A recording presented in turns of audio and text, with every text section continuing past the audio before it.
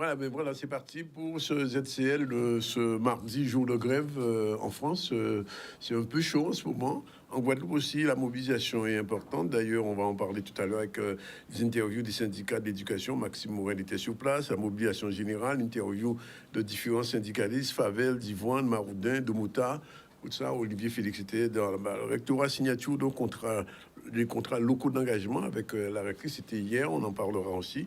Puis le bus parental de la ville du Gossier, les pros de la rencontre des parents. Sinon, nos invités, la première est déjà là. C'est notre poétesse showwoman, Chantal Glem. Bonjour. Salut, bonjour, merci de me recevoir sur Canal 10. Toujours un plaisir d'être présente avec toi. Voilà. Bon, l'accueil est réciproque. Edwina démarre sera un peu plus tard avec nous. Elle va parler on va le dire tout de suite parce que c'est comment se faire accompagner d'un expert comptable, quelles sont ses missions, son rôle, très important. Si vous avez une entreprise, on en parlera. Damien Théophile, eh bien, c'est un super pianiste, il fait donc un spectacle dans les jours qui viennent, un compositeur-interprète classique, mais aussi très caribéen. On va le recevoir dans un instant. Et puis on va terminer avec Barbara Montpierre, la chronique à la rencontre de soi. Voilà un petit peu le programme. Merci d'être avec nous en direct dans le ZCL, sur la radio aussi. Et on va faire un petit focus très rapidement sur le décès un peu surprenant d'Amélie Hernandez, qui a été pendant quelques années... Bon, bien sûr, il a une carrière politique. Il a commencé en 95 comme conseiller municipal au Gosier. En 97, il devient président du SIAG. Il le restera juste pendant 17 ans. Il sera forcé de démissionner en 2014 puisqu'il y a eu une affaire du SIAG, vous le savez. Il était un petit peu, entre guillemets, embêté par cette affaire. Il est décédé hier, subitement, en République dominicaine, à l'âge de 73 ans, d'un AVC. Il avait été vacciné. Je ne sais pas si c'est lié, mais enfin, on m'a dit de le préciser. Voilà. Que son âme repose en paix, comme on dit. C'est un homme très sympathique, très ouvert. On l'appelait Mémé. Il aimait beaucoup discuter, rigoler. C'est un homme très vivant. Alors, on reçoit une poétesse, mais avant, il faut dire que cette dame n'est pas que poétesse, puisqu'elle était venue ici il y a quelques semaines déjà, quelques mois même.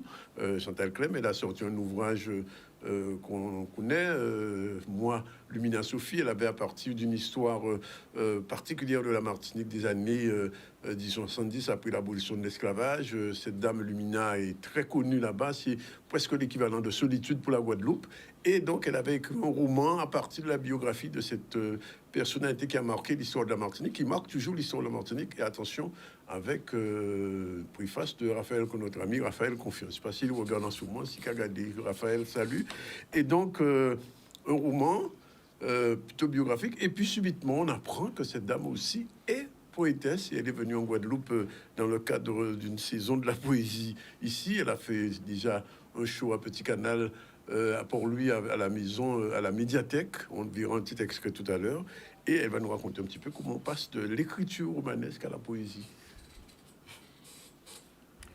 Ben écoute, je ne sais pas comment on passe de l'écriture romanesque à la poésie. Je crois que on aime les mots, on se plaît à jouer avec les mots et on essaie en fait de traduire, de transmettre les mots dans la musicalité, dans l'intonation, dans le sens qu'on veut leur donner. C'est ça la folie et la magie des mots que je trouve absolument extraordinaire. Et c'est ça le talent du poète, c'est ça le talent du romancier, si tu veux, c'est de pouvoir inventer, créer des histoires, faire rêver, aller dans l'imaginaire, donner de l'espérance, susciter une réaction. Vous savez, il y a une interaction en fait entre les sens, entre le fait d'écouter, entre le fait de recevoir, de percevoir. C'est toute cette magie-là qui se développe au travers des mots et c'est ce fil-là que, en fait, l'écrivain, le romancier, le poète, en tout cas, essaie de transmettre, essaie de nouer avec la personne qui sera au contact de ces mots. Alors, désormais, on peut dire Chantal, c'est une poétesse. Je n'aime pas les étiquettes, en fait. J'aime bien Chantal, tout simplement, mais tu me connais, tu sais que je n'aime pas les étiquettes. C'est nous enfermer, en fait, dans des boîtes, dans des tiroirs. Et je pense que le domaine de l'art dépasse et transcende tout cela. Tu vois ce que je veux dire? Tout à l'heure, tu as recevoir un pianiste, tu vois, mais il a cette magie de jouer avec les notes, de pouvoir mettre des mots, de pouvoir transcender les choses. On a un événement très clair. Quand tu vois que Mandela est en prison, oui. Tu as les concerts Free Mandela qui vont se passer un peu partout. Et ça va totalement être une onde de choc culturel qui va amener amener à la libération, qui va beaucoup jouer, qui va vraiment peser justement dans le débat. Et il faut que l'art, justement, notamment la poésie, retrouve cette place d'expression, cette place de, comment je vais dire, de transmission. On a envie de dire quelque chose, juste pas de dire des mots pour dire des mots, mais je pense qu'on peut justement toucher les gens, les amener à une prise de conscience, en fait. Et j'adore le fait que le poète puisse imaginer cela.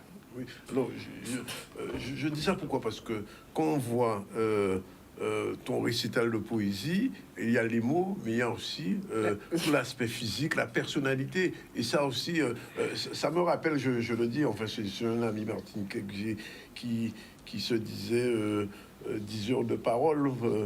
Je vais parler de Joby Bernabé, oui, qui avait une façon d'exprimer ses textes. Oui. Et jusqu'ici, j'avais pas vu de femme qui... J'ai pas envie de dire qu'il faisait du Joby, mais en fait, on sent quand même... Non, c'est pas la même chose que tu es une femme, mais on sent quand même qui au-delà de l'émotion, des mots, mais il y a aussi quelque chose qui sort des tripes.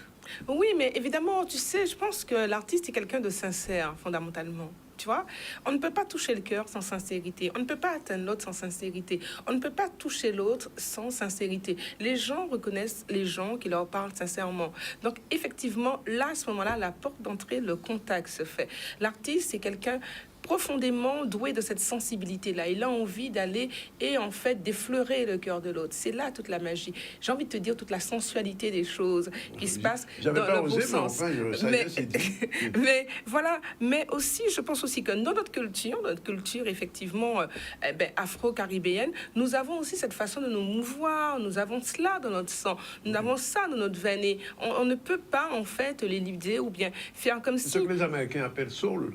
Oui, mais sans doute, évidemment. Mais quand tu vois effectivement ces révolutions afro-américaines qui se passent, etc., mais ça passe par ça. Tu vois, ça sort, ça monte effectivement, et ça sort pour s'exprimer. Et tu as eu ça avec les forces du gospel, avec la manière de les mettre. Tu vois, hey Moses, let my people go. Tu vois, il y a toujours une sorte de théâtralité parce que en fait, tu vois, tu vas à la Nouvelle-Orléans, tu vas voir un peu les enterrements, la façon de bouger, etc. Mais c'est ça, et je pense qu'il faut pas renier ça. Il faut pouvoir l'exalter, se réconcilier avec et avoir quelque chose de très pacifié, mais en même temps très fier de pouvoir le dire. C'est notre identité, c'est notre ADN. Donc nous devons, au contraire, avec fierté, grâce et élégance, sans aucune vulgarité, mais avec énormément de prestance, pouvoir l'exprimer. Oui, et c'est fait, on va le voir tout à l'heure. Alors, autre chose, sur l'engagement de la poésie, parce que la poésie, elle n'est jamais gratuite. Il y a une transmission, il y a non seulement un vocabulaire, il y a une partition, j'ai envie de dire, mais il y a aussi un objectif. Quel est, quand tu t'engages dans la poésie, quel est le message essentiel que tu veux faire passer? Alors, mon premier objectif, en fait, sincèrement, enfin, il est un peu peut-être égoïste. Et moi, j'ai plaisir à écrire. J'aime cela. Oui. Tu sais, l'écriture, pour moi, représente un peu... C'est comme quand tu as une maison et puis tu as une pièce réservée pour toi, tu vois? Eh bien, l'écriture, pour moi, c'est cette pièce réservée. C'est ce coin secret où, en fait, j'épanche mon âme, où je m'épanche, en fait, où je peux m'épancher sur une feuille blanche. Et à ce moment-là, tu rentres dans une univers imaginaire où tu réinventes les mots, tu leur donnes sens. Tout est possible, tout est permis, il n'y a plus de tabou, il n'y a plus de frontières, il n'y a plus de contrôle, il n'y a rien en fait. Ta pensée est incroyablement libre et elle peut aller en fait, et les mots justement prennent tous les sens. Tu peux les sentir sous ta peau, tu peux en entendre le bruit, tu vois, tu peux en entendre leur fracassement. Et du coup, une fois qu'ils s'habitent, ils s'incarnent en toi, à ce moment-là, tu as envie de juste partager. C'est ça. Avant la transmission, il y a cette idée du partage, de faire partager cela. Et puis après, quand tu nourris de conviction, quand tu pétris de certitude, comme moi, en tout cas, mon engagement avant tout une conviction. Donc, le choix que je fais politique, c'est celui de la conviction, c'est celui de dire des choses, c'est celui, effectivement, de participer, justement, à cette histoire culturelle. Nous sommes une histoire sociétale en marche, nous avons une histoire que moi, j'ai tendance à vouloir dire, et je l'affirme, c'est mon parti pris, c'est mon prisme, de le dire que cette histoire est incroyablement glorieuse. Moi, je suis fière du tracé de mes ancêtres, je suis fière de ce que mes ancêtres ont fait, je suis une afro-descendante, une descendante d'esclaves, voilà, et je suis fière de ça. Et pas que. Oui, bon, effectivement, alors qu'il y ait quelques nuances et puis qu'il y ait un peu de sang mêlé, mais que veux-tu, je vais reprendre les mots de Dégâts Walcott. Je remercie mon grand-père noir et puis mon grand-père aussi blanc. Bon, je n'ai aucun problème avec ça. Néanmoins, je suis née sous cette terre accouchée, que sont les Antilles. J'ai atterri sur les plages des Antilles. Et j'en suis fière, c'est mes racines. C'est là que je tire en fait la sève et la substance de la poésie et des mots. Donc je m'adresse effectivement avant tout à mes chers amis antillais d'ici et d'ailleurs pour leur dire ce que nous sommes, ce tout-monde que nous sommes. Nous sommes ce tout-monde. Et j'ai envie de leur dire, donc il n'y a plus de limite géographique, il n'y a que la non-frontière des mots. Tout à fait. Alors, on va prendre un petit extrait dans Lumina, puisque il y a quelques textes écrits dans Lumina, et on va t'écouter avant de te voir tout à l'heure. Mais écoute, dans Lumina, c'est vrai que j'ai charpenté un peu, j'ai structuré ce roman avec, à chaque fois, j'ouvrais, tu le sais, chaque chapitre par un roman. Et comme je te disais, je parlais du fait qu'on peut réinventer les mots. Et moi, j'aime beaucoup le J'accuse d'Émile Zola, tu vois.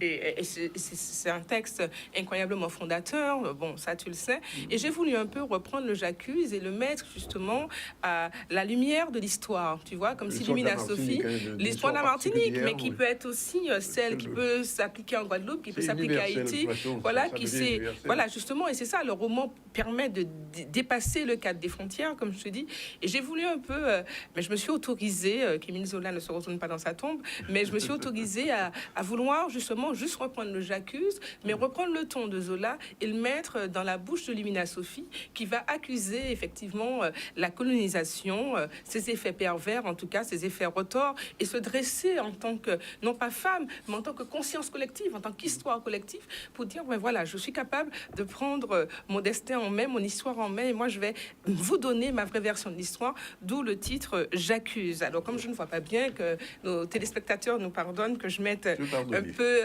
avec de distance. Et ça s'appelle J'accuse, puis-je avoir le bon ton, j'espère. J'accuse. J'accuse ceux qui nous ont brisés, de nos foyers nous ont enlevés, loin des nôtres, nous ont transportés, nous ont déportés et nous ont jetés au bûcher de leur vanité, au nom de leur soi-disant mission sacrée. Alors j'accuse, je vous accuse, vous qui nous avez refusé jusqu'à tout droit d'humanité, vous qui nous avez étouffés et qui ont cru, cachés en répandant, en brûlant dans les bas-fonds de l'oubli, notre droit divin, notre droit suprême, notre droit sacré, de disposer, de jouir de nos propres droits. Alors, j'accuse. Je me dresse devant vous et j'accuse, vous, espèce d'hypocrites, de salopards et de bien-pensants, et vous aussi, les soi-disant croyants, d'avoir su et de vous être tus, d'avoir laissé faire au nom du principe de la morale, au nom de « il faudrait faire comme ci, il faudrait faire comme ça ». Alors, je vous accuse, parce que, à vos yeux, soi-disant à votre foi, surtout à vos gloires, et même à vos chiens, vous avez dit que nous n'étions rien. Alors, je souhaite, après vous avoir accusé, me dresser devant vous et vous dire qui je suis. Je suis cette conscience des peuples, je suis cette histoire des peuples, je suis ce sang mêlé, je suis ce sang grainé, ce sang versé, ce sang brûlé. Je suis Lumina Sophie, négresse chivée grenet, et au tribunal de l'humanité, au tribunal des droits de chacun, d'être qui il est. Sans honte, ni trouble aucun, le visage fier et mon front bien bombé, mes nattes tressées. Levez-vous, levez-vous, regardez-moi, levez-vous, et qu'en face, je vous le dise fièrement, je vous accuse. Bravo. Alors, c'est très bien. Merci. D'ailleurs, c'est un texte qui pourrait être dit dans n'importe quelle circonstance, dans n'importe lequel... Totalement. C'est ça l'universalité de la poésie. Justement. Exactement, c'est ça l'universalité de la poésie, du roman. C'est-à-dire qu'en fait, on peut l'incarner. Et l'incarner, justement, tu sais, notre histoire, moi, je n'ai aucun problème, et que ça choque les uns ou pas, après, nous en discuterons. Mais notre histoire est restée comme confinée à des territoires, tu vois, des paramètres... tenant compte de contexte géographique, comme si il fallait avoir peur, tu sais, de parler un peu plus haut, de réclamer quelque chose. Et si vous allez dans le débat, dans un débat nauséabond en ce moment qu'on peut assister, si vous voulez parler de cette histoire-là comme une affirmation, alors tout de suite, on va vous taxer, on va vous tirer à voile rouge en vous disant « Ah oui, mais tout simplement, vous crachez sur la République, vous crachez sur ci, vous tirez, vous n'êtes pas reconnaissant, vous n'êtes pas ci, vous n'êtes pas ça, regardez les bienfaits. » Alors, on est pris dans une espèce de chantage affectif négatif, idéologique, et qu'il faudra en fait voilà, se courber, dire merci, et puis se contenter un peu des miettes. On nous a donné un peu de particularisme local, un peu d'histoire locale à donner, mais il faudrait rester là et puis ne pas en faire trop, et puis glorifier aussi toutes les avancées qui ont été faites. Et on a des propos qui sont désobligeants comme ceux de M. Darmanin, il n'y a pas trop longtemps, sous la colonisation, qui a été incroyablement... Voilà. Et en fait, vous avez des bien-penseurs qui sont sous les médias, justement, et puis mais ils n'invitent pas les personnes concernées à vouloir donner la réplique, ils n'invitent pas les personnes concernées à vouloir parler. Alors, moi, je suis d'accord, et que le débat soit contradictoire, je suis totalement d'accord, mais enfin, qu'on ait la voix, qu'on puisse aussi y participer, qu'on ait le droit de donner notre avis, nos points de vue. Et moi, justement, par la poésie, par le roman, en tout cas, je l'assume, c'est quelque chose d'engagé, enfin, tu le sais. Oui. Mais mon objectif, Clément, c'est de rendre toute notre noblesse à ce que nous sommes. Nous avons une noblesse qui est incroyable, nous avons une fierté qui est incroyable. Nous sommes incroyables, et il faut qu'on puisse se répéter que nous sommes incroyables et qu'on a réussi à sortir des cabanes ténébreuses de l'histoire pour réussir avec les moyens qui sont les nôtres, et qui ne sont pas de grands moyens, mais à faire rayonner de belles choses. Et puissions-nous continuer ainsi. C'est bien parti. Ça veut dire, Chantal, qu'il y aura un jour un recueil de poésie? Oui. Ça veut dire surtout qu'il y aura un jour un recueil de poésie, ça c'est sûr, oui. Non, je pose la question, mais enfin, j'avais la réponse. Et donc, et après Lumina, là, alors, ce sera tantôt la poésie, tantôt le roman? Mais écoute, je ne sais pas, je me laisse porter par le gré des créations, donc on verra bien. Au gré des mots? Voilà, au gré des mots, voilà. Donc, Lumina, pour le moment, bon, je remercie en tout cas les lecteurs qui en ont fait un très bel accueil. Donc, je continue un peu sous cette vague. J'ai la chance d'être au Salon du Livre pour un premier roman. J'ai la chance de participer à ce festival. J'ai la chance de participer à pas mal d'événements pour ce roman. J'ai la chance d'être dans des émissions comme la tienne. Donc voilà, ce sont des porte-voix, des porte-échos, et tant mieux. Et puis effectivement, ce festival de poésie m'a permis d'exprimer d'autres choses que j'avais envie, de montrer aussi d'autres facettes que j'avais envie, parce que l'art permet ça, c'est toute la force de l'art. Et évidemment, il y aura d'autres choses. Maintenant, sous quelle forme, comme je te dis, laissons-nous porter par l'art créatif. On va regarder justement un petit extrait de ce qui s'est passé à la médiathèque. C'était la semaine dernière, vendredi dernier, au Festival de la Poésie. C'est parti. Les jolies femmes se demandent où réside mon secret. Et pourtant, je suis loin d'être mignonne ou de taille mannequin. Mais quand je leur révèle, elles pensent que je mens. Je dis que mon secret réside dans la portée de mes bras, la foulée de mes pas et l'oublure de mes lèvres. Je suis une femme, incroyablement, et la femme phénoménale. C'est vous, c'est toi, c'est moi. Et je marche dans une chambre fraîche à souhait. Et pour un homme, les concerts se lèvent ou tombent à genoux. Mais eux bourdonnent autour de moi, une vraie ruche d'abeilles. Et je dis, et je dis, et je dis, oh, je vous dis. C'est le feu de mon regard et l'éclat de mes dents. Et je dis, et je dis, je vous dis. C'est le balancement de ma taille et la joie de mes pieds. Et je dis, et je dis, et je dis, je suis une femme incroyablement phénoménale. La femme phénoménale, c'est vous, c'est toi, c'est moi. Et je dis, la femme phénoménale, c'est vous, c'est toi, c'est moi. Et je dis, la femme phénoménale, c'est vous, c'est toi, c'est moi.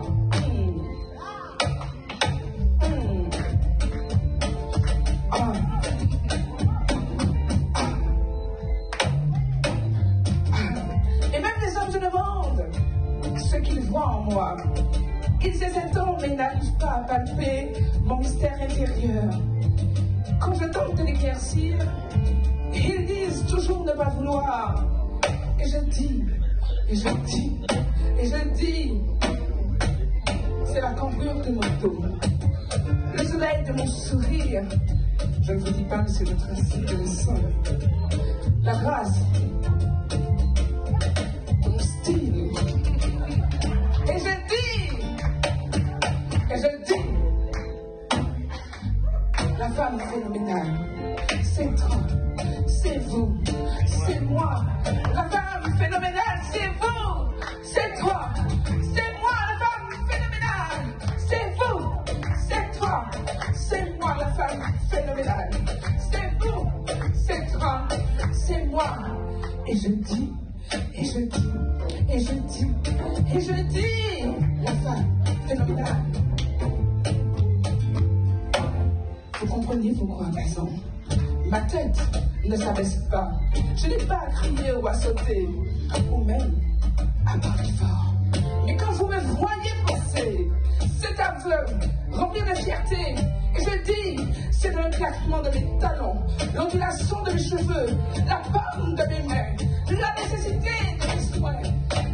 Que la femme phénoménale, c'est vous, c'est toi, c'est moi. Et je dis, et je crie, la femme phénoménale, c'est vous, c'est toi.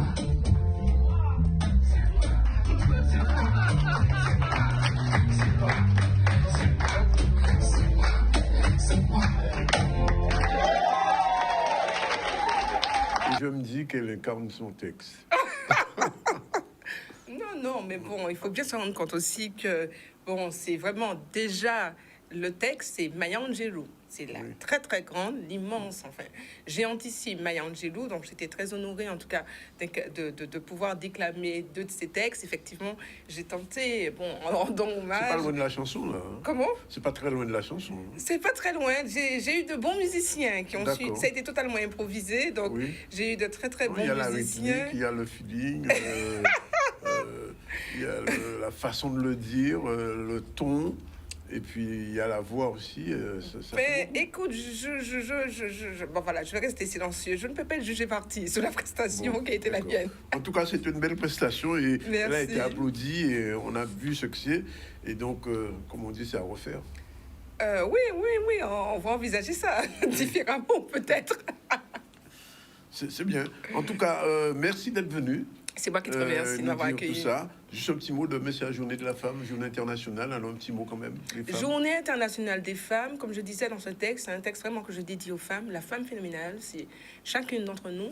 On va gagner, tu sais, on va gagner les combats, on va pouvoir avancer avec détermination lorsqu'on aura conscience de qui nous sommes. Et il faut retourner à l'essentiel, reprendre conscience de qui nous sommes, du potentiel que nous avons, de ce que nous pouvons incarner, de ce que nous pouvons en fait mettre en œuvre. Et là, le changement va s'opérer. Il y a énormément de choses qui se font. Vous avez énormément d'icônes totem guadeloupéennes qui ont mené ce combat, qui continuent à le mener. Je rends un hommage appuyé notamment à une grande dame, Christiane Gaspard-Méride, voilà, pour son travail qu'elle fait pour les violences faites aux femmes. Vous avez des icônes incroyables. On pense à la femme cannibale de Marie Scondé, Simone Schwarzbach, Gisèle Pineau. Enfin, il y en a tellement que je ne pourrais pas les célébrer.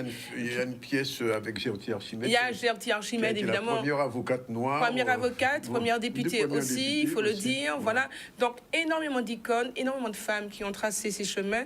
Et nous n'avons qu'à emprunter les belles routes qu'elles ont tracées pour nous. Et vraiment, Big Foss, la femme phénoménale, c'est chacune d'entre nous. Merci Lumina. Non, merci Chantal. Oui, merci. Il est 13h, on prend la première pause et on se retrouve tout à l'heure pour la suite. On va développer le journal dans un instant, tout de suite. Merci. Voilà, nous sommes déjà de retour sur le plateau du ZCL. Dans un instant, on va recevoir la chronique ABC des entreprises avec Evelyne. Bonjour. Bonjour Danick. Tout va bien? Très très bien. Bon, très bien. Ben, on verra tout à l'heure à quoi ça sert d'avoir un expert comptable et quelles sont ses missions. Ce sera la chronique de tout à l'heure, son rôle. Pour l'instant, on revient à l'actualité, la mobilisation générale en France, bien sûr, mais aussi en Guadeloupe, syndicat éducation, Maxime Morel. C'est parti. Nous avons aujourd'hui à peu près 60% de grévistes et nous avons quasiment une vingtaine d'établissements du second degré déjà bloqués et à peu près 30% de nos écoles élémentaires et maternelles bloquées.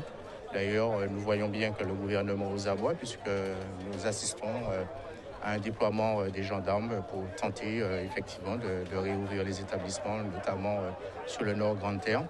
Ça veut dire tout simplement que nos collègues aujourd'hui sont extrêmement sensibilisés à la question de la retraite, refusent de travailler jusqu'à 67 ans, refusent de voir leur niveau de pension baisser et exigent le retrait de ce texte car aujourd'hui, nous savons pertinemment que le régime des retraites par répartition n'est pas menacé et que nous sommes en capacité de pouvoir financer l'ensemble de ces régimes. les gens sont présents, les établissements sont fermés, sachant l'impact qu'il va avoir, on se devait d'être présent dans la rue aujourd'hui, hein, sachant qu'au-delà des problèmes de la retraite, nous avons quand même les problèmes de fermeture de postes, ce qui est navrant quand on sait le taux d'illettrisme qui existe en Guadeloupe et que malheureusement on a la possibilité de porter des écoles prioritaires qui permettraient d'avoir 12 enfants par classe et qui permettraient aux enfants d'apprendre à lire, compter et écrire correctement. Et que malheureusement, il y a encore des fermetures de postes dans l'éducation nationale. C'est navrant. Il s'agit pour nous de faire en sorte que ce gouvernement retire ce projet de réforme injuste, injustifié et qui a comme seul objectif punir les salariés. Donc, au fur et à mesure que la manifestation au niveau national prendra de l'ampleur, nous, en Guadeloupe, on n'a pas le choix. Et il y va du système de retraite pour nous et pour les salariés à venir. Bien, on continue à dérouler l'actualité. La mobilisation, je vous l'ai dit, elle est générale. Et la plupart des syndicats de l'UGTG, de la CGT, étaient sur le terrain. Olivier Félix, notre reporter, lui aussi était sur le terrain. On regarde. Tout là, il y a mobilisation aujourd'hui là. Et on a pensé, le premier point là que tout le monde savait, c'est la retraite. Et il y a dans différents secteurs et unions, nous avons des problèmes aussi qui ont concerné les différents secteurs. Moi, en secteur BTP, nous avons différents problèmes. Le problème, nous, c'est déjà le respect de la convention collective et aussi priorité au travail guadeloupéen. Parce que nous avons l'eau étranger qui vient en Guadeloupe pour les de travail que nous ne pouvons pas rester insensibles à ça qu'a fait. Et sur la mobilisation là, c'est mettre tout ça nous en tête pour nous faire monde savoir que nous avons un problème dans quel que soit le métier que nous avons, mais en pays Guadeloupe, nous avons un problème réel qu'il faut nous régler. On recule total ainsi réforme à la retraite, que nous ne sommes pas d'accord, puisqu'elles sont véritables mascarades et voulaient imposer, puisqu'il y a même dit comme ça, si toutefois le Sénat n'a pas voté, qui passe en 49.3, ça veut dire qu'elle voulait imposer, et d'autres façons, il y a qui s'est déjà fait. 2-3 par résident, nous attendons tout le butin, c'est des non-lieux. Et donc, nous voulons savoir qu'à nous y est effectivement par rapport à l'État français et par rapport à la France, bien entendu. Nous, on dit dans la poste, nous allons combattre les suppressions de postes, nous allons combattre aussi les réorganisations qu'on va mettre en place, qui ne pas qu'à refléter la réalité en nous. Et il y a un sujet qui est très important, c'est que nous allons demander à ce qu'ils respectent la péréquation tarifaire, notamment sur les colis. Nous allons trouver ça injuste. Et quand on dit le terme, nous pas dans égalité à l'État français. Parce que si nous avons égalité à l'État français, nous devons payer un colis, même prix qu'en France. Je dois payer un colis là 4 fois, 5 fois plus cher. Et pour nous, pas dire rien, pour lui, pas dire rien, parce que nous savons tout le manger en plat là. Mais ça, nous va dire, si nous menons tel combat, c'est parce que les emplois sont en jeu. Journée de mobilisation, là, ça doit être mené d'autres mobilisations dans les entreprises pour l'ouverture des négociations en toute plateforme de revendication que nous déposons depuis septembre 2021, les bureaux à M. Rochat. Et c'est pour ça que nous nous là. Pas pour un seul problème, mais c'est pour tout problème qui a concerné droit et intérêt à travailler et peuple Guadeloupe, puisque aujourd'hui là, nous avons qu'il y a méprisé nous en toutes circonstances. Dernier bitin, c'est l'affaire au Clodo qui c'est une illustration à mépris que l'État français n'est pour nous. Voilà, c'était donc des extraits de cette mobilisation qui n'est pas terminée, qui probablement prendra d'autres formes. On reviendra bien sûr sur ces questions, mais pour l'heure, on va prendre le chemin de l'ABC des entreprises. Tout de suite, le générique, et on reçoit Emeline.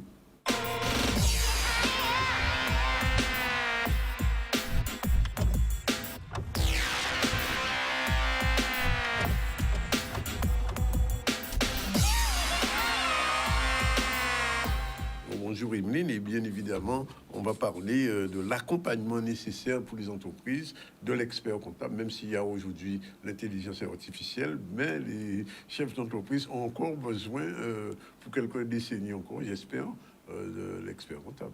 Oui, évidemment, Danick. L'intelligence artificielle ne remplacera jamais l'homme et le contact humain. Il est vrai que ça permet de pouvoir avoir des pistes, mais en attendant, c'est vrai que lorsqu'il faut prendre des directions, des choix, pour le moment, on n'est pas encore arrivé à ce stade où, du moins, le dirigeant pourra se débrouiller sans. Et d'ailleurs même, j'irai jusqu'à te dire que c'est bien que tu en parles de l'intelligence artificielle, car il y a une problématique qui pointe le bout du nez très prochainement auprès des chefs d'entreprise et dont il faudra se préoccuper assez rapidement, puisqu'il y a une obligation qui apparaîtra à partir de juillet 2024, qui est celle de la facturation électronique. Dans quelques temps, tu n'entendras parler que de cela, en sachant qu'effectivement, pour le coup, l'une des personnes support sur laquelle le dirigeant pourra s'appuyer, ce sera l'expert pour mettre en place justement la gestion de ces flux.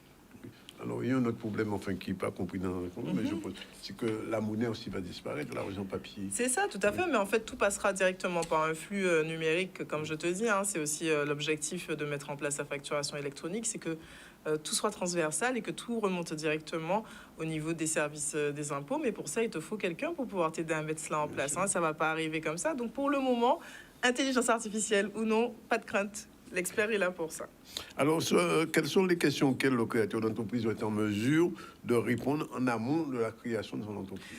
En fait, comme j'aime bien le dire toujours, c'est que l'entreprise ça reste toujours comme un enfant, c'est comme un bébé. Donc, il faut bien faire mûrir le projet, puisque je n'arrêterai jamais de le dire, on observe une multiplicité d'entreprises, une multiplicité de créations.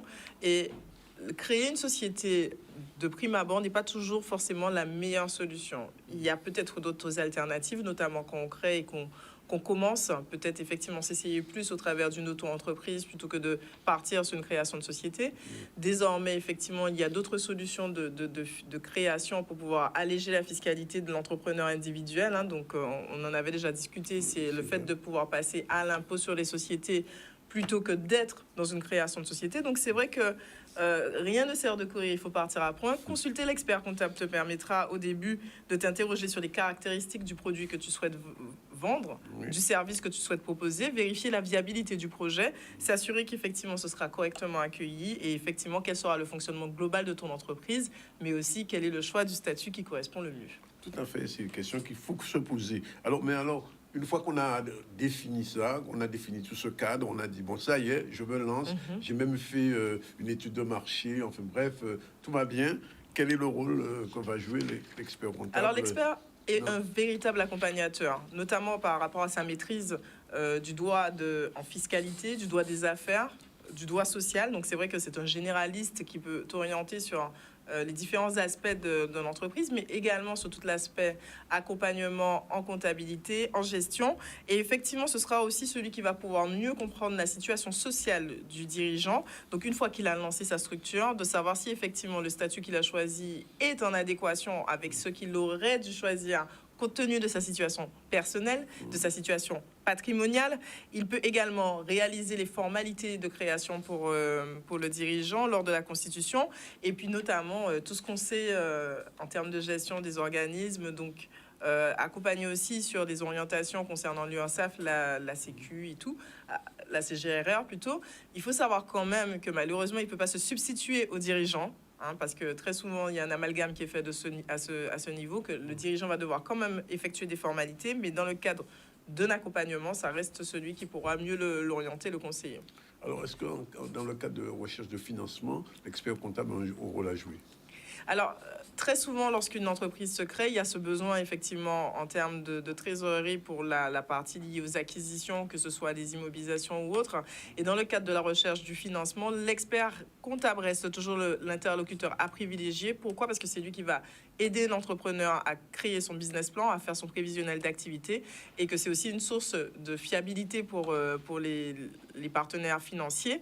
Et entre autres, ils ont besoin, effectivement, de cette certitude que la personne vient ou accompagné d'un expert comptable pour pouvoir accorder déjà beaucoup plus facilement le financement. Mais c'est aussi le prévisionnel qui va permettre de vérifier la rentabilité du projet et qui va permettre, entre autres, de pouvoir appréhender un éventuel refus de financement et les raisons pour lesquelles cela pourrait se passer. Alors, si on considère que l'entreprise qui naît, c'est un peu comme un petit bébé, de quelques mois que la mère a porté, et quel rôle peut jouer l'expert comptable dans les premières années de ce bébé entreprise? Alors justement, ce qu'on oublie souvent, c'est que lorsqu'on crée une entreprise, elle a vocation à grandir et à être, on va dire, d'une certaine taille, à tel point qu'elle devienne elle-même autonome de par son fonctionnement en interne. L'objectif initial, c'est que l'expert comptable est là au démarrage pour pouvoir effectuer la tenue de la comptabilité régulière, donc la saisie des factures courantes, accompagner dans l'établissement des rédactions de contrats de travail, accompagner dans l'élaboration du secrétariat juridique. Mais il ne faut pas oublier que l'objectif final, c'est que l'entreprise elle-même puisse avoir éventuellement des salariés qui soient comptables en interne et que tout se passe en interne et qu'à la fin, l'expert comptable soit là pour la révision, pour le dépôt de l'alias fiscale et tout à terme. Mais là, effectivement, il faut atteindre une certaine taille et l'objectif, c'est vraiment la croissance. Oui. Alors, qu'est-ce qu'on entend par gestion des ressources humaines dans l'entreprise? Alors là aussi, l'expert comptable intervient, mais en général, c'est plus pour tout ce qui est établissement des bulletins de paye, éventuellement l'envoi des DSN mensuels auprès des organismes sociaux. L'envoi des DSN permet... Alors, DSN, il faut dire, hein, ceci. Déclaration sociale nominative. Voilà. Alors, on a aussi des DSN événementiels, donc déclaration sociale nominative événementielle, donc pour annoncer l'arrêt de salariés, le départ en maternité, enfin, tous les faits des accidents du travail, etc. Et il y a aussi également l'accompagnement sur certaines questions du droit social. Alors, c'est vrai que il faut savoir que lorsque ça prend des tournures relativement lourdes, à savoir éventuellement lorsqu'il y a un conflit salarial, très souvent les experts comptables recommandent de se retourner vers un avocat, notamment s'il faut mettre en place des procédures telles que des procédures de licenciement ou des procédures un peu plus complexes. Donc c'est vrai que c'est toujours dans le cadre de l'accompagnement sur la partie liée à la gestion des ressources humaines. On est là pour pouvoir encadrer et aider le dirigeant, notamment les très petites entreprises, à savoir quelles sont les décisions à prendre. Mais il peut y avoir besoin d'un complément en termes d'accompagnement externe. Alors, en termes de comptabilité quotidienne, est-ce que n'importe qui peut exécuter ces tâches de comptabilité quotidienne, je parle? Alors, c'est toujours là le souci. Non, il faut faire attention à la comptabilité illégale. Hein. Je le dis, je n'arrête pas de le répéter. Parce qu'il faut savoir que normalement, les tâches courantes, donc de tenue comptable, c'est toujours par un cabinet d'expertise. Les comptables au sein d'un cabinet comptable peuvent saisir régulièrement et couramment. Ou alors, si jamais on a un salarié qui est comptable en interne, dans l'entreprise, le salarié peut saisir. Mais toute autre personne qui n'est ni expert comptable ou salarié d'élection ou comptable d'entreprise ne peut pas tenir la comptabilité. D'accord, c'est bien bon à savoir. Et le secrétariat juridique, il est exclusivement réservé aux avocats? Non, alors l'expert comptable peut effectivement accompagner dans le cadre de tâches qui sont en lien avec la mission d'accompagnement de l'entreprise. Donc, tout ce qui est menu tâches telles que tenue des assemblées générales, éventuellement toute la partie liée au transfert de siège social, dépôt de formalités telles que les bénéficiaires effectifs, mais il y en a encore beaucoup. L'ouverture du capital. Alors, l'ouverture du capital, éventuellement, ça c'est plus au niveau de la banque, puisqu'il faut l'attestation bancaire, mais dans le cadre de la rédaction des statuts, effectivement, dans la rédaction de statuts, si l'expert comptable suit la comptabilité, puisque c'est réglementé, en fait, il faut savoir. Mais il y a effectivement certaines tâches que l'expert peut accomplir qui ne relèvent pas stricto sensu de l'avocat, en sachant quand même que ça reste lui qui est le prioritaire sur toute la partie liée au formalisme du droit. Alors, si on parle d'assistance dans la gestion et le contrôle des gestions, alors qu'est-ce que c'est que... Alors, contrôle de gestion, là, on est déjà sur des entreprises de taille déjà un peu plus poussée, un peu plus moyenne, qui veulent vraiment maîtriser l'ensemble des coûts qui incombent à leur structure, parfois de plusieurs sociétés également, puisque on peut avoir plusieurs structures qui sont du même secteur d'activité, et ils veulent en général optimiser les frais. Donc que ce soit les frais bancaires, que ce soit des frais, je ne sais pas moi, des honoraires globaux d'avocats. Enfin, l'objectif, c'est de pouvoir effectivement accompagner sur la mise en place du contrôle de gestion, éventuellement vérifier aussi les données prévues par rapport aux données réalisées, voire analyser les écarts, qu'est-ce qui s'est passé entre ce qui était prévu initialement et ce qui s'est réellement passé, analyser éventuellement la variation des coûts variables, des coûts fixes, voir comment est-ce qu'on peut améliorer cette partie-là. Donc c'est vrai qu'il peut y avoir des missions exceptionnelles sur lesquelles l'expert comptable va intervenir, il va pouvoir orienter l'entreprise, mais comme je dis, on est déjà sur des tailles un peu plus moyennes. Mais également aussi, si on doit mettre en place un logiciel de gestion particulier, l'expert comptable peut aider à faire la mise en place du logiciel de gestion. Alors, depuis à peu près 10 minutes, on parle du rôle de l'expert comptable, ses qualités, de sa nécessité. Mais alors, est-ce qu'on a besoin d'un expert comptable? Comment on fait? Parce qu'il y a des centaines, il y a des bons, il y a des moins bons, il y a des mauvais. Enfin, je ne sais pas. Enfin, je pose la question. Comment on choisit? On fait un examen, un appel d'offres? Comment ça se passe? Non, alors c'est vrai que très souvent, l'expert comptable il est pluridisciplinaire. Et c'est vrai quand même que c'est quelqu'un qui est relativement aguerri. Très souvent, il y a un peu le bouche à oreille. Ça fonctionne relativement bien, j'ai envie de dire, de base. Oui, on dit, Evelyne, oui, c'est bon, on peut y aller. Oui ou pas, parce que Evelyne n'a pas forcément toutes les compétences sur un secteur donné. Oui. Mais après, il y a aussi la possibilité de contacter l'ordre. Et au niveau de l'ordre, on va vous recommander, on va donner une liste directement d'experts comptables. En général, c'est un diplômé expérimenté qui a au moins fait 8 années d'études. Oui. On ose présupposer qu'ils sont tous au moins très au fait de ce qu'ils font. Oui. Et dans un environnement relativement sain, on peut choisir sur la base au moins déjà du listing et faire Il y a appel. des étoiles pour les experts comptables Non, aujourd'hui? non, pas encore. Non. Ils ne sont pas encore étoilés. Non, ils ne sont pas encore étoilés, ils ne sont pas encore référencés. Ou alors sur Internet, éventuellement, lorsqu'on recherche directement, on trouve des... Mais ça, c'est plus une question de positionnement stratégique informatique. Il y a combien d'experts comptables en Guadeloupe? Alors, 160, presque 170, me semble-t-il. J'ai peur de te dire une bêtise. Donc, 170 Et il y a combien d'entreprises en Guadeloupe? Plus de 13 000? Ah oui, alors là, par contre, il y en a beaucoup. Mais il faudrait refaire le point par rapport à la Covid qui est passée par là, de savoir qu'est-ce qui a tenu, qu'est-ce qui n'a pas tenu, qu'est-ce qui perdure et tout. Parce que quand on voit le paysage entrepreneurial au Guadeloupe, 13 ou 14 000 entreprises, 170 experts, c'est insuffisant. Alors, ça semble insuffisant, mais pourtant, ça ne l'est pas tant que ça, puisque toutes les entreprises n'ont malheureusement pas recours justement à l'expert comptable. Eh oui, parce que justement, comme je disais, il y a une comptabilité parallèle qui existe parfois, mais qui ne garantit pas, c'est la comptabilité, c'est l'exercice illégal. Qui fait leur bilan? Eh bien, des exercices illégaux. Et oui, mais bon, après, le souci, c'est que très souvent, c'est lorsque ces entreprises ont des vraies problématiques que là, ils se rendent compte qu'ils auraient peut-être dû faire appel à l'expert comptable, qui, lui, est un professionnel assuré. Bien, en tout cas, merci d'être venu nous dire tout ça. Et la semaine prochaine, la prochaine fois, on parle de quoi? On s'était dit qu'on allait parler de comment lire un bilan. Alors, je ne dirais pas comment lire un bilan, mais comment, en tant que dirigeant, comprendre les grosses masses composantes d'un bilan, que ce soit à l'actif, au passif, le compte de résultat, voir quels sont les soldes intermédiaires de gestion qui parlent le plus. On va faire un petit point là-dessus.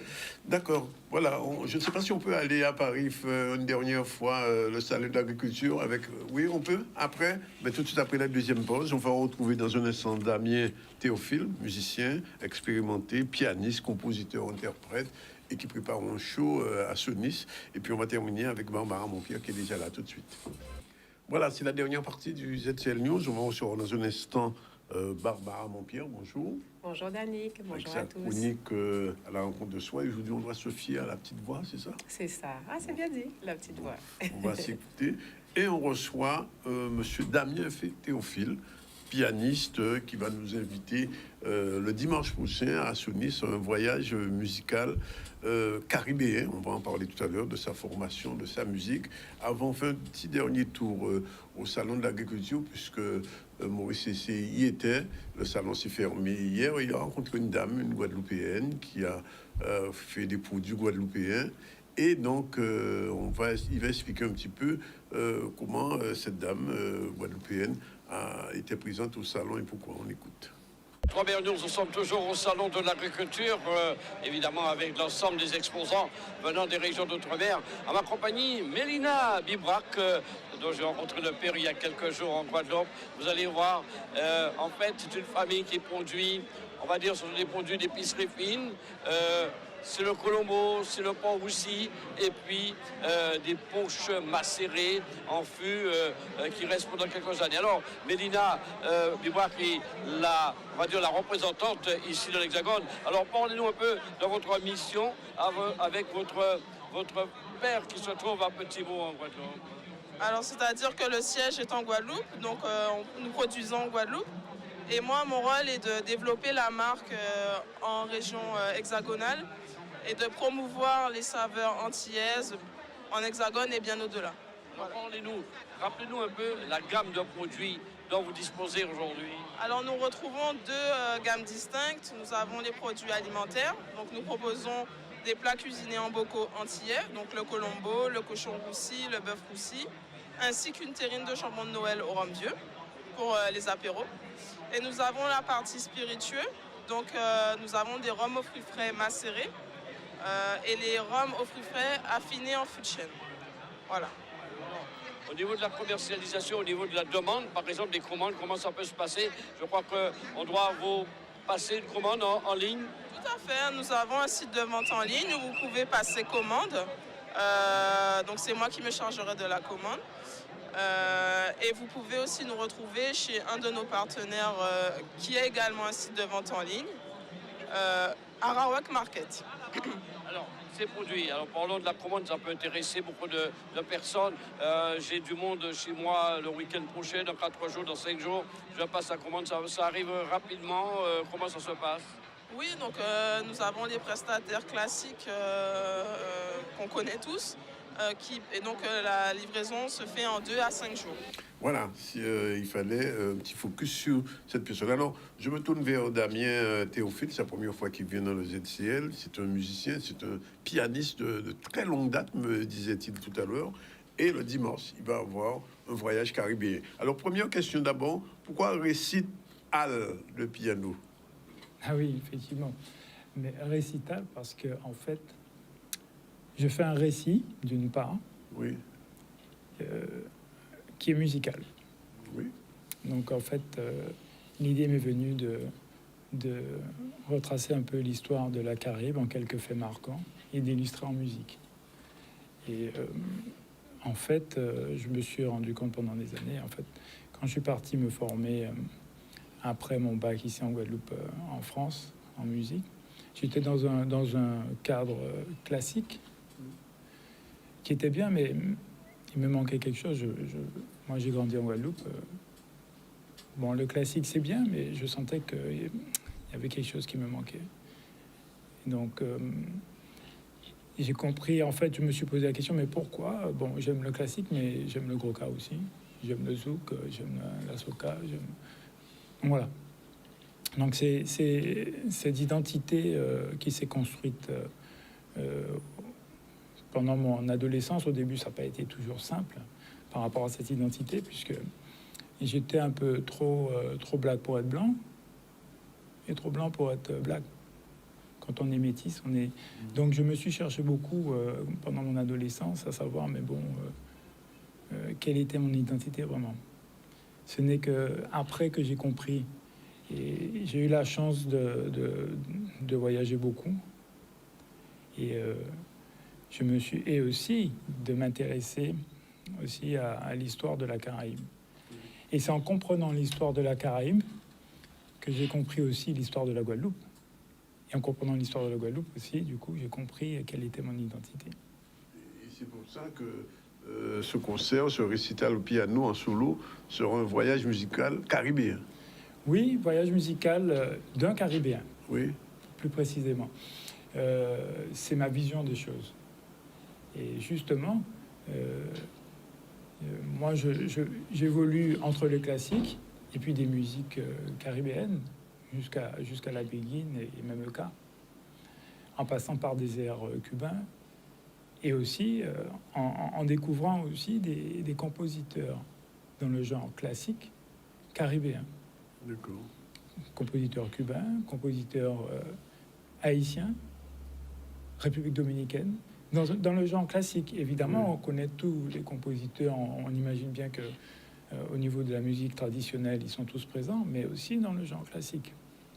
Et justement, ceci, on comprend bien finalement que les origines en fait de tout ce bassin caribéen, eh bien, il est aussi bien européen, africain, après indien, après syro-libanais. Enfin bon, on est dans un brassage culturel extraordinaire dans la Caraïbe.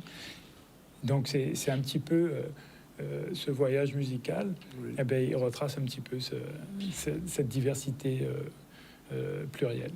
C'est-à-dire que quand on entend un son d'une salsa au piano, il y a des tonalités particulières, ça peut résonner sur un Guadeloupéen, sur un Martiniquais ou un Dominicain, ou alors qu'on entend de la soca de Trinidad. En fait, justement, quand on commence à étudier vraiment ce qui s'est passé au niveau de l'histoire, on voit qu'il y a comme un état d'esprit caribéen.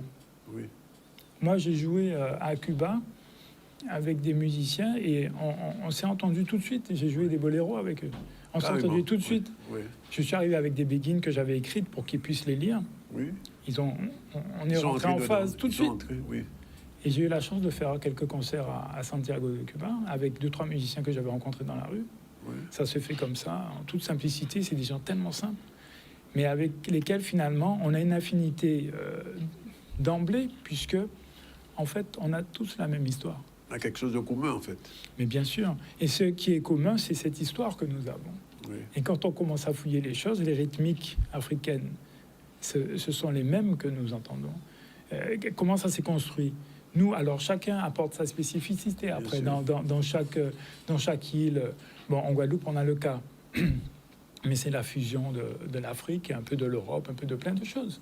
D'ailleurs, on l'a pas ce cas en Martinique. En Martinique, c'est autre chose. Oui, bon, il y a d'autres spécificités dans les îles voisines, sans parler pour ne pas se focaliser que sur les îles françaises, mais sur les îles anglophones, sur les îles qui ont un aspect plus espagnol. Mais tout ça se tient, c'est la même histoire. Et c'est ça qui est intéressant de comprendre que finalement, on est très proche. Et en plus, au début du XXe siècle, et j'en fais part d'ailleurs dans ce récit, je ne vais pas tout dire maintenant, mais au début du XXe siècle, nos parents écoutaient la radio sur les ondes courtes. Et donc, ils captaient directement Cuba, Saint-Domingue, Porto Rico. Et donc, comme à Cuba, il y avait un grand essor au niveau de la musique, les gens s'inspiraient de toute cette musique-là parce que ça foisonnait. Mais ça a beaucoup influencé, c'est vrai. Mais c'est ça qu'on ne se rend pas compte. Mais en fait, notre musique caribéenne, elle s'est forgée par rapport à ça. Nous, en Guadeloupe, après, aux Antilles, les gens sont partis en France. La Biguine, elle est née à Paris, hein. Les Antillais sont partis en France et ils fréquentaient des boîtes de jazz avec des Noirs américains. Mais ces gars-là, ils mettaient de la musique jazzy. C'était des accords jazz, 7e, 11e, 13e. Mais les gars, ils se sont inspirés de tout ça et ils sont revenus en Guadeloupe avec leur rythmique antillais, leur rythmique africaine, et ils ont fait leur begin. On sent que dans les begins, il y a un côté très jazzy. Très jazzy, d'ailleurs. On voit avec Alain Jean-Marie ce qu'il en a fait. Bien sûr. Oui.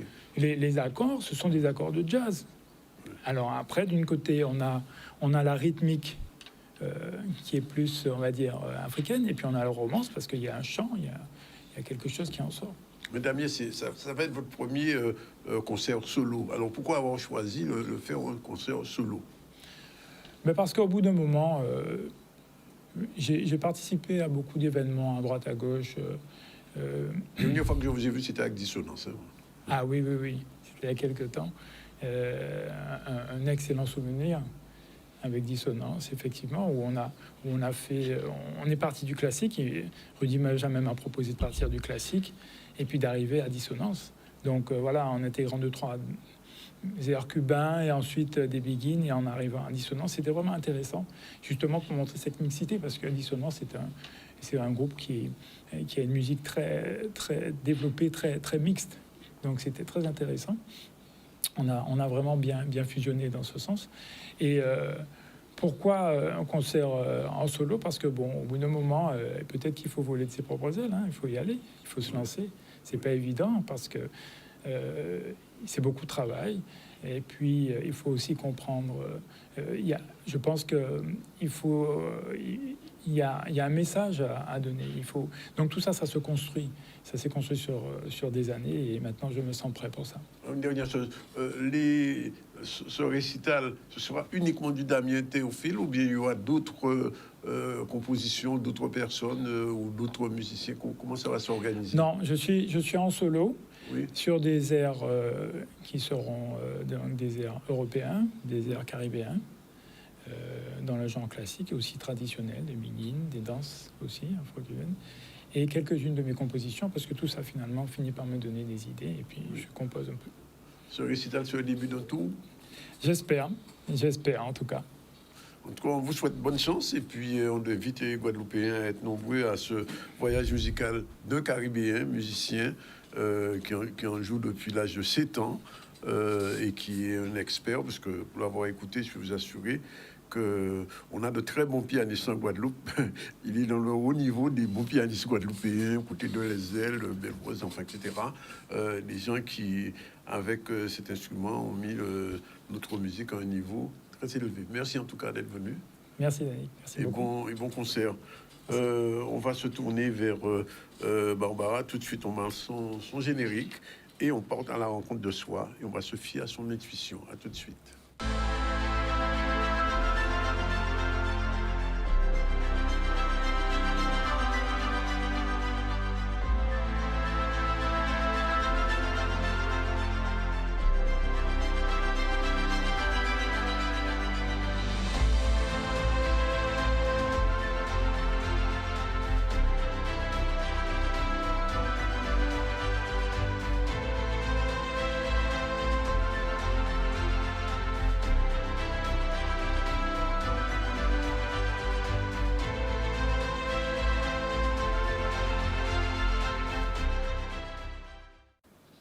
pas. Bonjour et merci d'être là. On est bien content de te revoir quand même.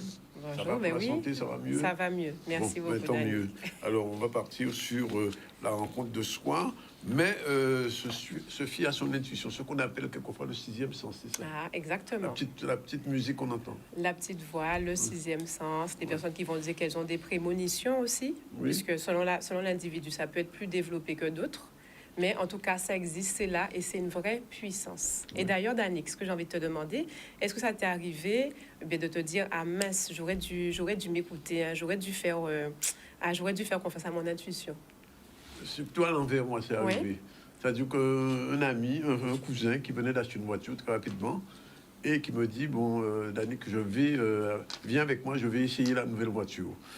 Je lui dis, oh, j'ai pas trop envie d'aller. Il me dit, mais si, nous, ils font coup. Et puis, finalement, je suis pas allé, il a fait un accident. Ah oui. Donc, quand j'ai écouté ma petite voix me disant de ne pas y aller, et malheureusement pour lui, enfin, il n'est pas mort, mais enfin, il m'a dit, ça va des gars boués. Aïe, aïe, aïe. Mais oui, c'est vrai, hein, souvent comme ça. Ben, tu vois, là, c'est vraiment l'exemple qui marque, hein, qui marque les esprits. Et je pense que tout un chacun, j'imagine que Damien aussi, j'écoutais son témoignage tout à l'heure. Donc, ça parle de la construction. Tu as parlé de la construction identitaire de toute une vie. Je pense qu'il y a dû avoir aussi une forme de dualité entre justement l'image qu'il fallait que tu aies, ce que tu as voulu, voilà, ce à quoi tu as voulu tendre et ce que tu fais aujourd'hui. Bravo pour ça.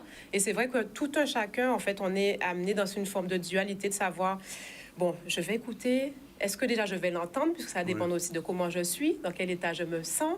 Est-ce que je vais faire confiance à cette petite voix ou Kayokedi, Il y a tellement de facteurs qui finalement vont entrer en compte qu'on peut passer à côté de cette petite voix. Mais pour le coup, heureusement que tu as écouté cette... D'une manière générale, j'écoute toujours ma petite voix. Ça, je ne cache pas.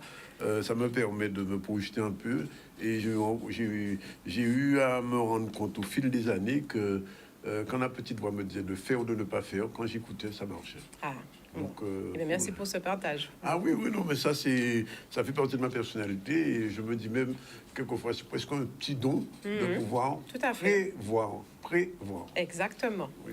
Pressentiment, prévoir, exactement. On est d'accord, Danick. Et bien, ce que je te propose justement, sans transition, c'est de voir ensemble, comme d'habitude, une petite définition pour qu'on soit au clair sur ce qu'on appelle l'intuition. Oui. Alors, l'intuition, donc toujours le Larousse, hein, je trouve que c'est une bonne base. Après, chacun fait comme il lui convient. Alors, c'est la connaissance directe, immédiate de la vérité, sans recours au raisonnement, hein, à l'expérience. Alors, si on prend aussi une autre, la deuxième définition, donc ce sera un sentiment qui est irraisonné, hein, qui n'est pas vérifiable, qu'un événement va se produire, que quelque chose existe. Donc, c'est vrai qu'on va avoir une intuition, on va avoir ce sentiment sans pour autant expliquer. Cette petite voix, elle sera présente, elle sera là, elle va nous dicter que faire, mais pour autant, on n'aura pas nécessairement le pourquoi. Ou que ne pas faire, exactement. Que faire ou ne pas faire. Mais on n'aura pas nécessairement le pourquoi tout de suite. C'est vrai. Voilà. Donc, c'est vrai que c'est pas si simple. Hein. Moi, j'aime bien parler de sagesse du cœur. Parce qu'il y a un lien entre justement cette intuition qui va être la voix du cœur. Hein, donc, tu l'as dit tout à l'heure, Danick, hein, on va parler de la voix intérieure, on va parler d'une forme aussi d'intelligence émotionnelle, parce que finalement, quand on est dans une phase où on écoute son intuition, eh bien, ça veut dire qu'on aura réussi aussi à réguler, je vais dire, à gérer ses émotions. Parce que quand on sera dans les émotions, imaginons que ce soit la colère ou la peur, on ne pourra pas entendre cette petite voix qui nous donne une petite alerte. Ben, ne fais pas ci, ou encore fais ci, c'est la voix. On ne sera pas en mesure de le faire. Donc, c'est vrai que cette petite voix, finalement, est un atout, est un allié, est une puissance, et c'est certain, sera beaucoup plus développée. Notamment, tu as parlé de personnalité pour toi, donc merci pour ce partage. Eh bien, les personnes, notamment, qui sont très sensibles au niveau hypersensible, très sensibles au niveau des émotions, qui ont aussi ce côté où ils pourront développer ce sens intuitif. Tout à fait. Voilà, donc c'est vrai que ça demande à être développé. C'est une boussole. Hein, c'est ça, une boussole. Boussole, hein, on est bien d'accord. C'est une boussole. C'est une boussole. Et quand tu parles de boussole, j'aimerais apporter cet éclairage. En fait, plusieurs neuroscientifiques ont fait des recherches ces derniers temps. Donc, quand on parle de boussole, on parle du cœur, on a parlé beaucoup du cœur. Eh bien, il semblerait hein, que le cœur est un système nerveux. Voilà, donc ce qui permet en fait on a le cerveau évidemment, mais en fait on va définir ce cœur comme étant un deuxième cerveau. Et quand on regarde bien, souvent quand on a une intuition, il y a quelque chose qui se passe à l'intérieur de nous. L'intuition va être reliée à notre cœur. Si par exemple c'est une alerte pour un danger, on va sentir quelque chose se passer à l'intérieur, au niveau du cœur. Ça demande aussi d'être beaucoup plus attentif à soi. Comme je disais, il faut s'écouter, il faut son corps, s'écouter. écouter C'est son ça. esprit, écouter son cœur. C'est ça, exactement. Et donc cette fameuse capacité, hein, on va dire qu'on a en plus ce sixième sens, si je peux me permettre de l'appeler comme ça, eh bien plus on sera en phase avec et plus on pourra écouter son intuition dans tous les choix que nous pourrons faire et évidemment avoir des idées ingénieuses. Parce que nous avons tous en nous une capacité de créer, ça c'est propre à l'homme. Et plus on est en phase avec l'intuition, plus l'intuition nous portera vers le fait de ne pas faire de mauvais choix ou encore de faire des choix qui vont nous conduire à une élévation. Chacun il verra ce qu'il veut, hein, s'élever d'une manière ou d'une autre, peu importe ses croyances. Mais en fait, l'intuition est là pour nous pousser à aller vers le mieux. Et Danick, tu sais, il y a des points quand même qui, selon moi, je ne sais pas ce que tu en penses, qui peuvent nous bloquer. Peuvent nous bloquer, en fait, à être en phase avec l'intuition. Oui. C'est ce qu'on va voir rapidement ensemble.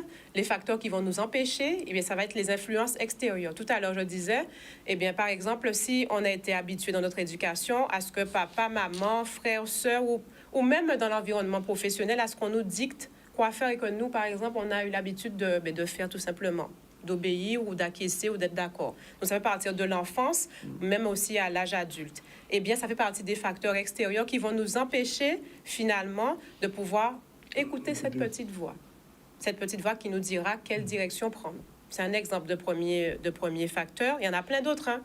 On a parlé de l'ego. On a fait une chronique sur l'ego, si tu te rappelles.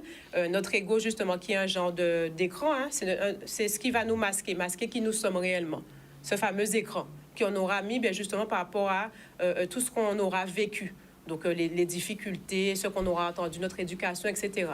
Mais l'ego peut nous empêcher aussi, surtout s'il a été blessé, chatouillé, d'écouter la petite voix. Un exemple, hein, j'ai marché en colère avec madame là, en colère, en colère. Mais la petite voix te dit, mais envoie-lui un petit message, c'est pas grave, envoie un message, c'est tout, hein? Ouais.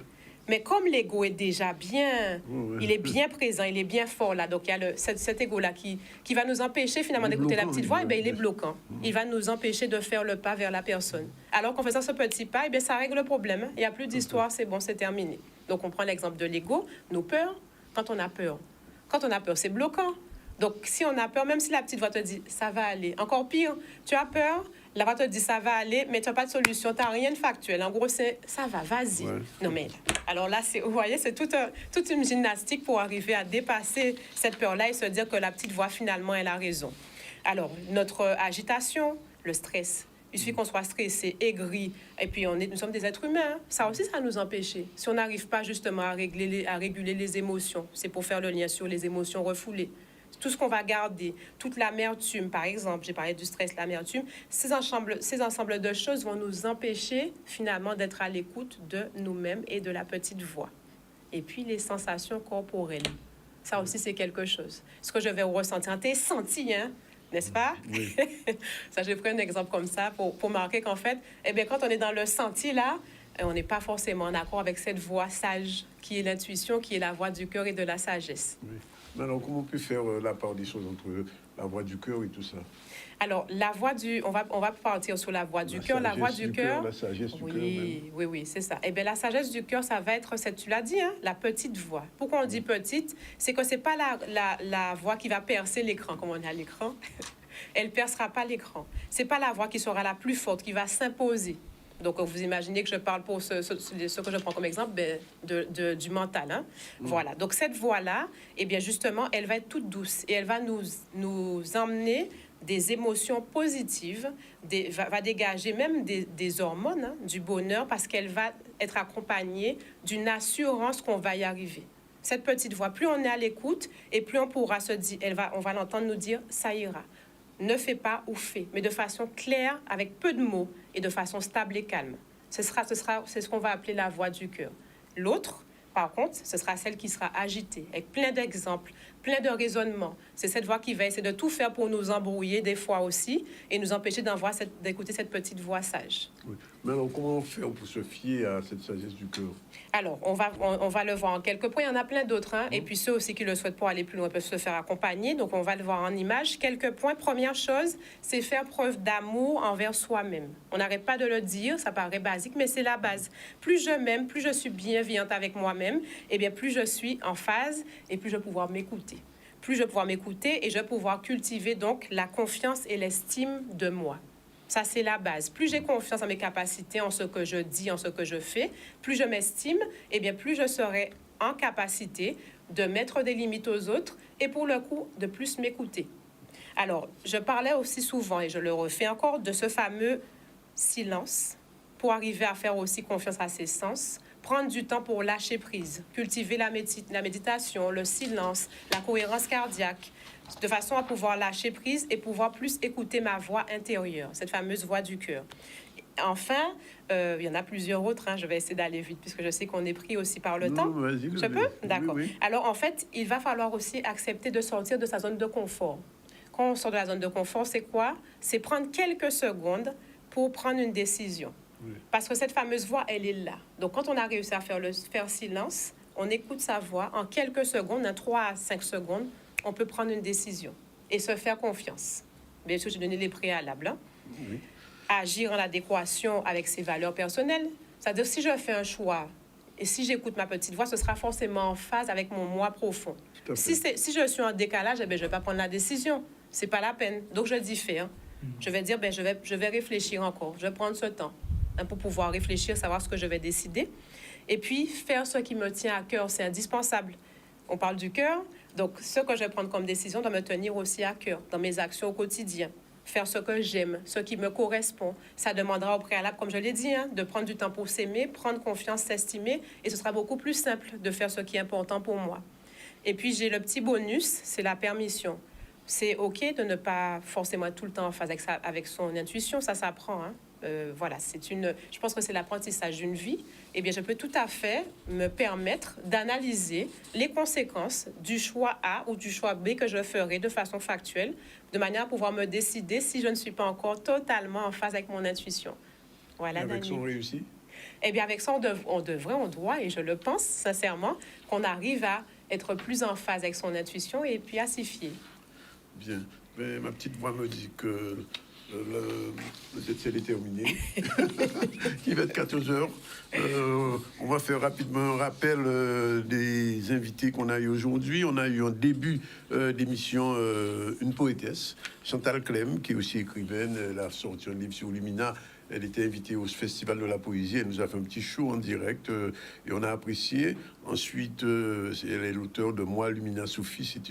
C'est l'équivalent de, on veut dire, de Solitude en Martinique. On a reçu aussi Emelina Dimar à la BC des entreprises qui a expliqué comment on monte une entreprise. Il faut prendre le temps de voir un expert comptable et faire le point sur ce qu'on veut faire, parce que souvent on se lance dans l'entrepreneuriat sans connaître les règles de base et on se fait avoir. Et elle a bien expliqué ça. C'était très intéressant aujourd'hui.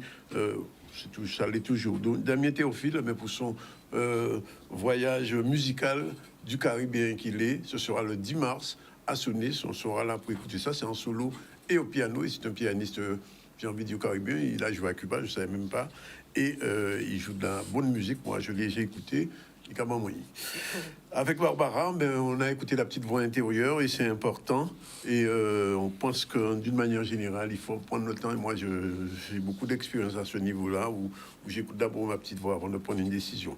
Sinon, l'actualité, c'est la mobilisation générale des syndicats, aussi bien en France qu'en Guadeloupe. On a entendu Favel, on a entendu Divron, on a entendu Maroudin, Domota aussi. Les syndicats de l'éducation, une grosse mobilisation qui prélude à d'autres mobilisations. On n'aura pas le temps aujourd'hui de voir la signature des contrats locaux d'accompagnement. On y reviendra probablement ce soir dans l'émission de Harold. Et puis on se prend rendez-vous demain. Demain, c'est la journée internationale des femmes. Il y aura une émission spéciale comme chaque année à la même heure, entre 13h et 14h, avec les femmes du ZCL, celles qui seront disponibles. On vous donne rendez-vous et on vous dit merci d'être avec nous tous les jours à la même heure. Merci à Barbara, merci à Damien. Et puis bon piano et bon voyage. Allez. Et c'est Jordan qui était à la réalisation. et l'assistant Astien, voilà pour aujourd'hui à demain.